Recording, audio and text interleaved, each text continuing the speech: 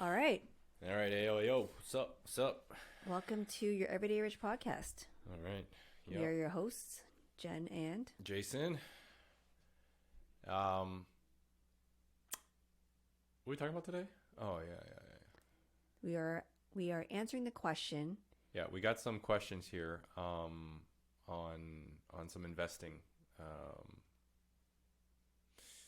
investing in general, and more related to like real estate. So it's gonna be a short one. We're gonna try to keep these like short ones. So we call these like not Q&As, but we're gonna come up with a name that's a bit Unique. more fun.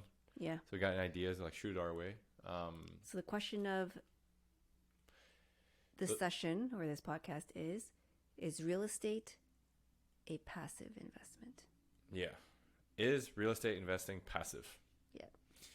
And the short answer is My answer is no. no, it's not.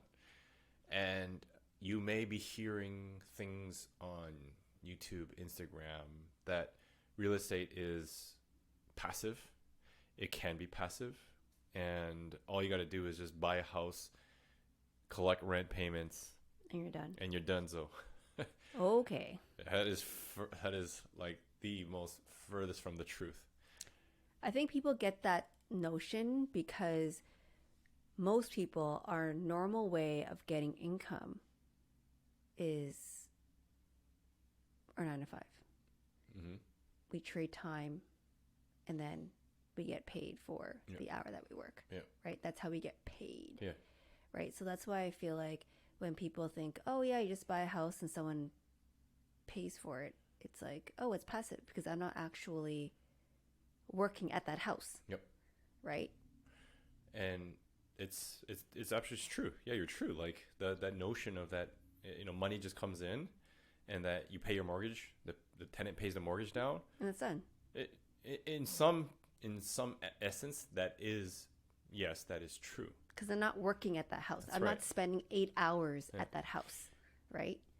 But in order to make real estate investing truly passive, there's active things that you have to put in place. Yeah. So a house on its own needs to be maintained. And remember, depending on the investment style, like this, let's take the most basic single family home. You buy one house, one roof, one door. Mm-hmm. You put a family in there. You put one person in there. The house needs to be maintained. Lawn needs to be cut. Roof needs to be repaired. Plumbing needs to be fixed. Like shit happens. Like stuff breaks. And you need, as an investor, have to address that. So yes, there's obviously ways to address that through other people. Like you leverage trades, you leverage your power team, someone to Property help you, manager. property management. But there's ways that you have to be active at some point, right? And if you're starting out, most likely you're going to be active. You're going to be the ones doing the repairs or making the phone calls. Yeah. So I remember a couple of months ago, we were on date night. We went to a sushi restaurant. Oh yeah. Remember that? Yeah. We literally just ordered. And then you get a phone call. Yeah, it's the property manager. And what did she say? Call me. And anytime I see call me, it's like, shit, man. Fuck, what now? Yeah. And that call me turned into, hey, don't want to alarm you, but the water tank is leaking. At your property. Okay. At your triplex, yeah. And we've learned over time that, we are a bit more calm in reacting to this, but anytime, no matter how many properties you have, and you can ask people that are seasoned, you still get a call, you're like, oh my God, like, your heart just The lifts a little bit. anxiety starts The to come in. anxiety comes in just a bit more. And you go, okay, what's going on, right? All right, what's the solution? What do we do here, right? And although, yeah, like it was disruptive to our date night, but that's just how investing goes. Like that's how real estate investing goes. And, thank God that our property manager is in place because she ended up dealing with that. Yes, at some point, the way our relationship with our property manager is set up is that, yeah, there's some roles that, I need to take as the owner to Approve. You still need to approve things, move things along, authorize, maybe call into a utility because it's your account. But really, that's all I need to do, right? Yeah, it takes time. There is some active work involved. But if you're starting out, you might be the one doing that managing. You might be the one getting the phone call and be like, it's the tenant. Hey, my water's leaking. or come fix it. come fix it. My I don't AC have broke. I don't have hot water, Yeah, right? And that's why it's not passive. yeah. It's not passive. And that's just the part that that's when you've actually got tenants in. What about even before that? When you first buy investment property, a lot of times you need to do a little bit of renos. Whether it's painting, just fixing some stuff before you can rent it out. Yeah. Like, who's going to do that? That's not passive. Like, someone's got to manage that. Yeah, and in the grand scheme of things, yeah, you may not be doing it. You might be hiring a contractor, or when you're starting out, you're putting that sweat equity in, because that's what we did. A lot of people did that. Like, at some point, you're just like, no, fuck that. I'm hiring that out, right? Because your time's worth more money. But most of the times, you do that yourself actively, so that you learn the process. Yep. Right, but it's true. And you made a good point. Like, before you own the house, what do? Like, you have to look for houses, right? It's not a passive thing that just all of a sudden leads come into you. Real estate agents be like, hey, Jen, got a deal for you.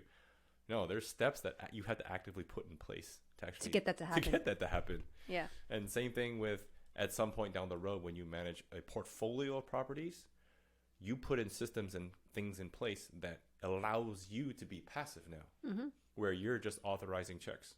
You're literally saying yay or nay. But there's all this stuff in between that you have to be active to get to put yourself into that position. So if you hear someone that says, yo, real estate is such a passive, is like the best passive income in passive investment, tell them, like, get out of here, run away. Go talk to an actual real estate investor. Yeah, talk to actual real estate investor. And they will tell you it's not passive. Right. But they will tell you real estate is one of the best wealth creation tools. Yep. By well, far. Nothing comes easy, right? Like, no. Can't, maybe you can luck out and, I don't know, hit rich on a stock or something. I have no idea. But most investments, like, you need to put in the work. Yeah, you definitely do. And the amount of trouble that we go through, like, I can tell you,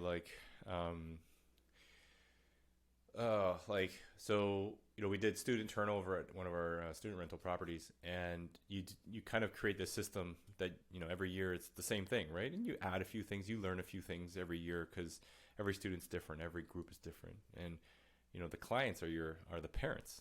So you do the turnover. I'll give you an example, like, clean the house, right? Get the cleaner went in, spent 4 hours there, and all the students moved out, and I was there getting keys and doing the final move-out inspection, because we self-managed this particular one.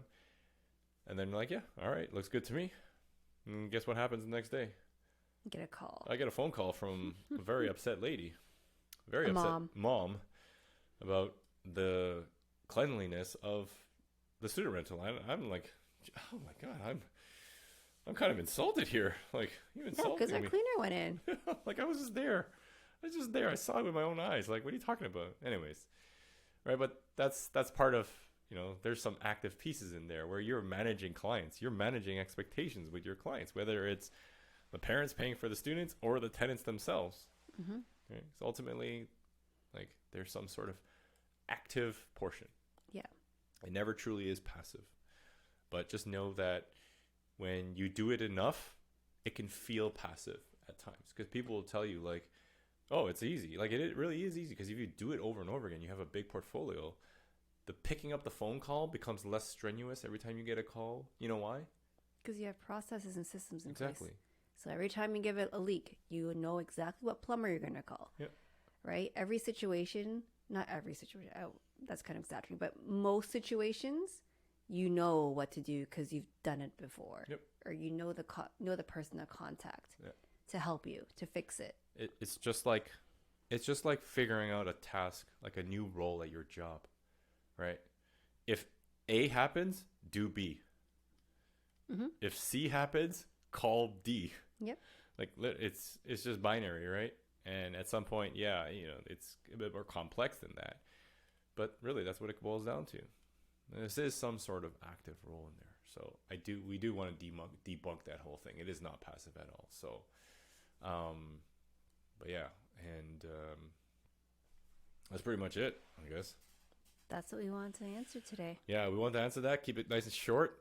If you're looking into real estate investing, just we still believe it is, one of the best ways to generate wealth, but it's not passive. Yeah, it's not passive.